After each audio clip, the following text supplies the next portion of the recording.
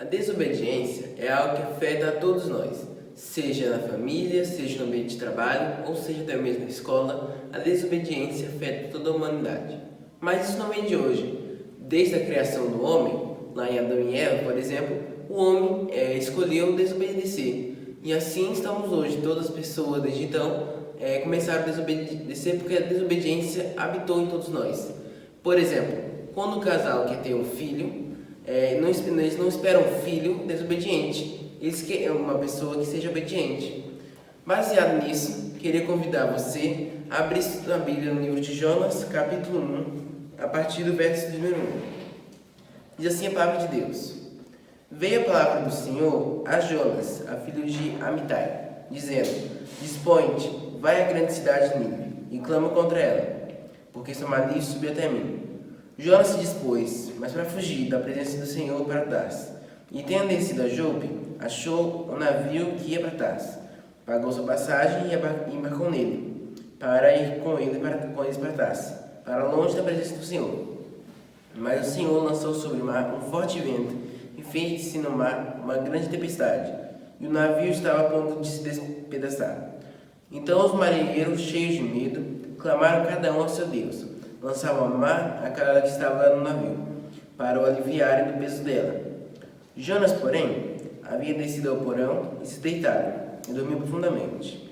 Chegou-se ele, o mestre do navio, e lhe disse: Que se passa contigo? Agarrado no sono?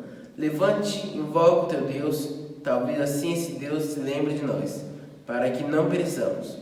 E diziam uns aos outros: Vinde, lançamos sortes, para que saibamos por causa de quem nos sobreveio este mal.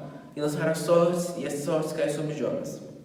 Então lhe disseram: Declara-nos agora, por causa de quem nos sobreveio este mal. Que ocupação é tua? De onde vens? Qual a tua terra? E de que povo és tu? Eles respondeu: Sou hebreu e temo ao Senhor, o Deus do céu, que fez o mar e a terra. Então os homens ficaram possuídos de grande temor e lhes disseram: Que é isto que fizeste? Pois saibam que os homens que ele fugiu da presença do Senhor, porque ele o havia declarado. Disseram: Que te faremos para que o mar nos acabe? Porque o mar se ia tornado cada vez mais tempestuoso. Respondeu-lhes: Tomai-me, lançai-me ao mar, e o mar se aquietará, porque eu sei que, por minha causa, vos sobreviverei essa grande tempestade. Entretanto os homens remavam, esforçando-se para alcançar a terra, mas não fugiam, porquanto o mar se ia tornando cada vez mais tempestuoso contra ele. Então clamaram ao Senhor e disseram: Ah, Senhor, rogamos-te que não pereçamos por causa da vida deste homem, e não faças cair sobre nós este sangue, quanto a nós inocentes, porque tu, Senhor, fizeste como te aprouve. E levantaram a Jonas e lançaram ao mar. Cessou o mar da sua fúria. Temeram, pois, esses homens em extremo ao Senhor. Ofereceram sacrifícios ao Senhor e fizeram votos. Deparou o Senhor um grande peixe para que tragasse a Jonas e tivesse no mar 3 dias e 3 noites no ventre do peixe. Vamos orar a Deus. Pai, acabamos de ler essa palavra e que o Senhor me dê entendimento e também a todos que estão nos assistindo. Perdoe nossos pecados, em nome de Jesus. Amém. Como pode ver, Jonas, desde que começou esse livro, por exemplo, ele desobedeceu a Deus. Ele fugiu. Aqui algumas coisas aconteceram com Jonas, por exemplo, foi a desobediência e a fuga, todos no verso 3. Deus depois foi até Jonas no verso 4. E depois Deus apontou o erro de Jonas no verso 7, quando teve aquele negócio das sortes e as sortes caíram sobre Jonas. Ou seja, Deus naquele momento mostrou para Jonas que ele estava errado. Depois no versículo 12, que eu vou ler agora, respondeu-lhes: Tomai-me e lançai-me ao mar, e o mar se aquietará, porque eu sei que por minha causa vos sobreveio esta grande tempestade. Aí veio o remorso de Jonas, ou seja, a partir desse momento ele sabia que estava errado, sabia que tinha feito uma coisa errada, sabia que tinha desobedecido. E no último verso, que é justamente quando o grande peixe engole Jonas, que é o castigo do Senhor. Porque Deus, mesmo sendo bom, ele também é justo. Ele não gosta, acho que nenhuma pessoa gosta quando alguém desobedece a ela. Assim como o pai não gosta quando o filho desobedece, Deus não gosta quando a gente desobedece.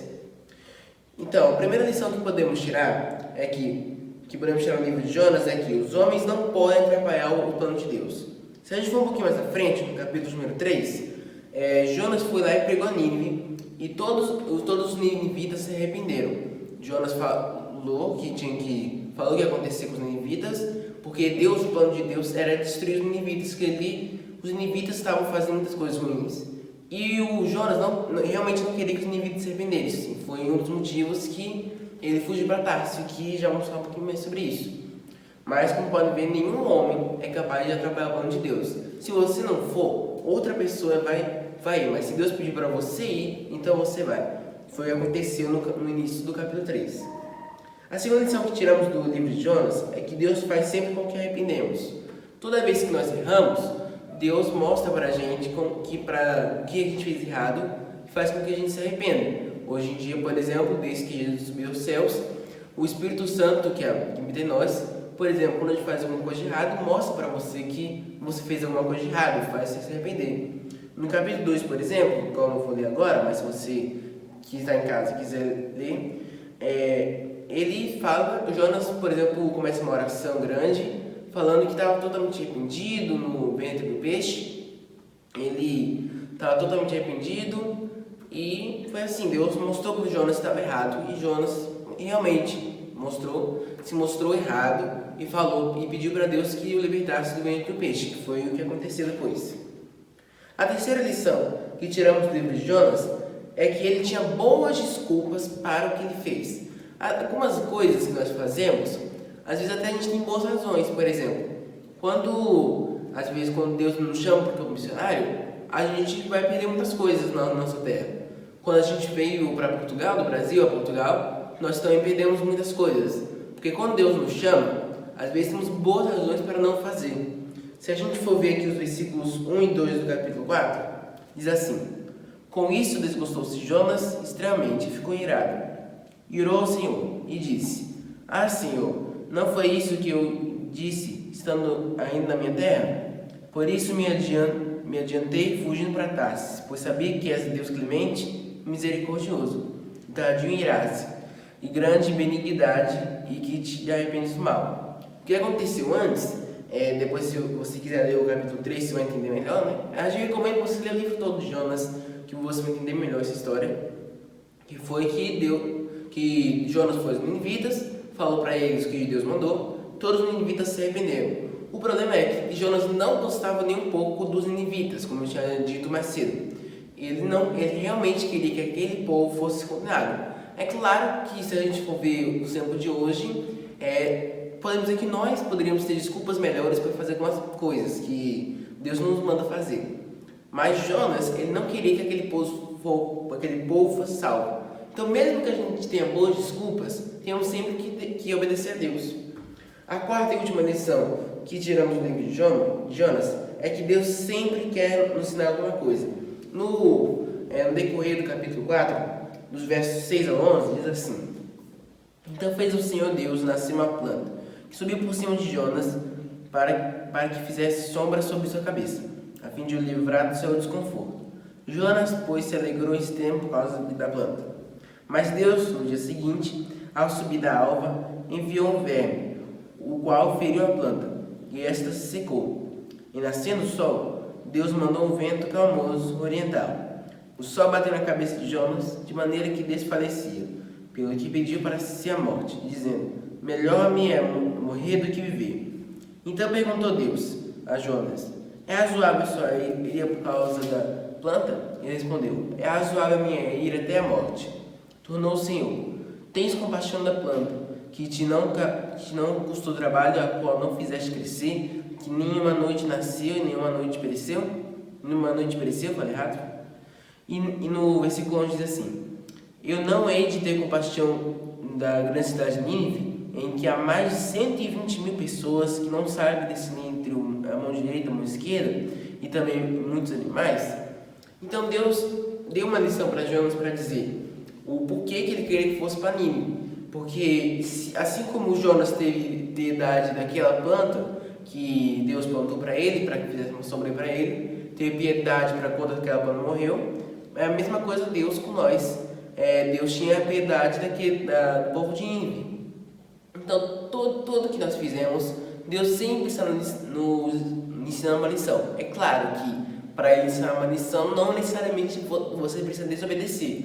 É claro que existem muitas outras maneiras da gente aprender lições. Desobedecer, é óbvio, não é uma boa opção, como a gente pode ver aqui com Jonas, que ficou dentro do estômago de um grande peixe por 3 dias e 3 noites. Quero te fazer uma pergunta. Como está indo o seu relacionamento com seus pais, para você que é filho? Você tem obedecido quando ele fala? Ou então você fica questionando, ou pior, faz exatamente diferente, oposto do que ele fala? Você que tem você que é estudante agora, você tem respeitado os professores? Que hoje em dia é uma profissão que está sendo muito desvalorizada justamente por causa dos alunos, que tem desrespeitado os professores. E aí vou mandar agora a pergunta para todas as pessoas. Você que já está na fase mais adulta da juventude, que trabalha, você também obedece ao chefe? Quando ele pede alguma coisa, você questiona? Ou então faz na hora, tipo assim, senhor patrão, e faz? E agora uma terceira pergunta. Como está indo esse relacionamento com Deus? Quando Deus pede, você faz?